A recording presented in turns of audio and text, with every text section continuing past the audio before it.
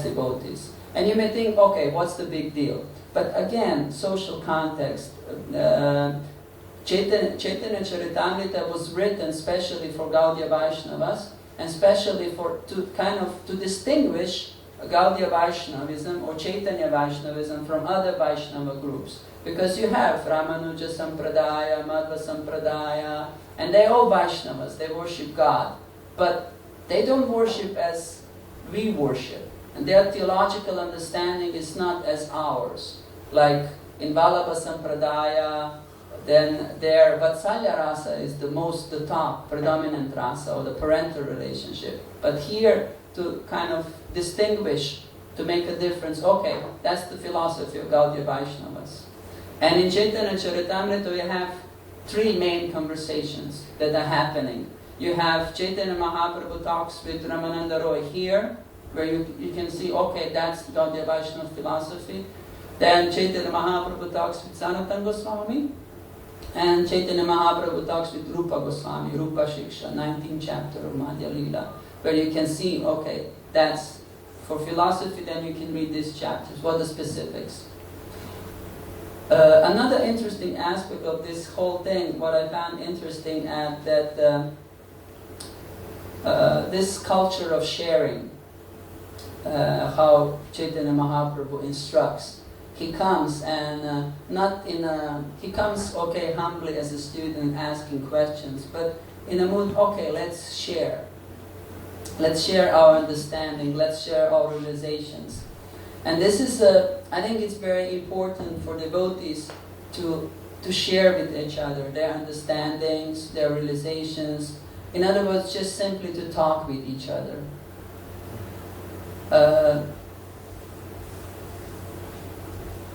Sometimes as devotees, we don't do these things so much. Because this was my experience living in temples. Because in temples, some things are expected from us, like rising early, Mangala Arati, being in a certain way. And perhaps internally we don't feel in that way. Sometimes we feel inside, we feel as we should, like we kind of have this, like sometimes, oh, I feel like this, but I shouldn't be feeling like this. I should be happy, blissful, all this, but I'm not. And then devotees are afraid to share this because others will feel that I'm not like this as my picture is being shown from the outside. And this is not so good.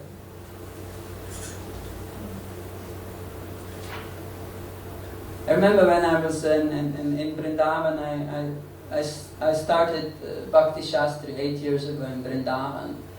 And it was a wonderful thing for me. I was in Vrindavan and everybody was studying. And the only thing that actually we taught was Shastra. We would make jokes like this because that's the only thing we did. And previously, what I did, I used to read a lot, but by myself. And then we had this group of like 7, 8 devotees, and then we would read, and each one of us would bring an interesting point. And then you see, oh, I didn't see it like this. Oh, it's an interesting angle. And then you see that each person has something to share. And each person is worthy of being listened.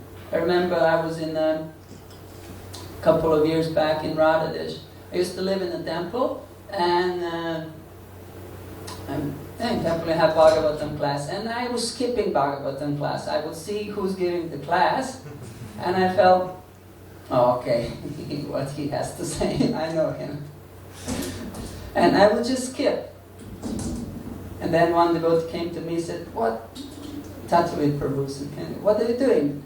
I know, I'm not, I need an interesting class. And for me, that's not. I said, well, but then realized I was wrong because each devotee has something valid to share.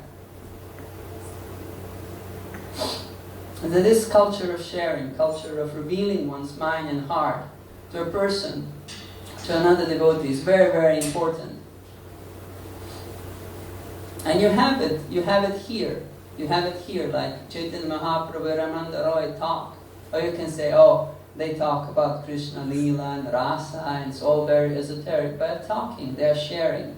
And we may feel, oh, our things are not so important, but they are important, because if we don't attend to these feelings, if we don't attend to these emotions, then we will need to talk with somebody else outside that we will need to do. And devotees break, devotees leave. And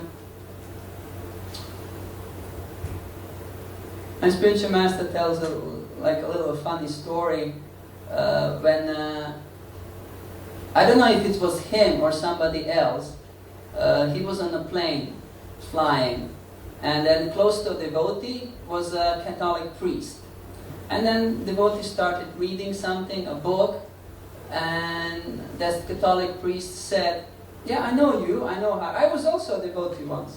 I was a Hare Krishna, and I feel that's a great philosophy. It's the best philosophy, the best process, the best everything, and this and that. And then the devotee was wondering, well, if it's so good, and why did you leave? And then that person said, I didn't have any friends.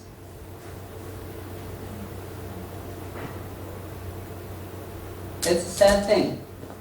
But this is sometimes how we behave, very mechanically. Sometimes if a practitioner, a sadhaka, is very young in the spiritual practice, to kind of defend himself or herself in the beginning, you want to kind of push everything away. You push your previous friends away, you push your parents away, because you feel they're kind of threatening you. And then you become mechanic. Krishna consciousness becomes a fanatical thing. And I remember I was there, so this is from personal experience. And then and you read things in the books that you should be like this, but you are not, and then you are, and you want to be that, but you're not, and then you just do things mechanically because you want to push, you want to force yourself, and then you become a robot. There's two things. There has to be a certain balance. Balance is a magic word you can use for everything. But in spiritual practice, there has to be a balance. Because it's... Another thing, my spiritual master used to live in England for like 12 years. And then what he said about the British people, in general, he says, religion from the neck up. Very much in the head, not so much from the heart. And then you can feel this, for example, if you go to Russia, or if you go to India, or like some mentalities of people are a little bit different. In general, in principle, like people are more from the heart. Sometimes you have like in my country, sometimes it's only from the heart, it's no head.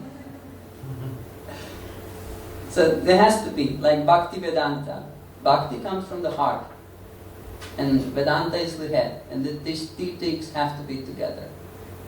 Has to be a healthy mix. Otherwise, it doesn't work. So these are the things that I wanted to speak today. Like just to briefly summarize, we spoke a little bit about the social disqualifications to practice bhakti. Then we spoke a little bit about Chaitanya Mahaprabhu and his way of teaching, about humility, how he uses these talks. And you have in Greek philosophy, Socratic dialogue, then that usually philosophy is being conveyed in talks. And the three main instances in Chaitanya Charitamrita where philosophy is being talked about is Rupa Shiksha, Chaitanya Mahaprabhu talking with Rupa Goswami, Chaitanya Mahaprabhu talking with Sanatan, and here, this chapter. This chapter is a very, very important chapter philosophically, because it distinguishes Gaudiya Vaishnavas from other branches of Vaishnavism. And then we spoke a little bit about sharing. Hare Krishna.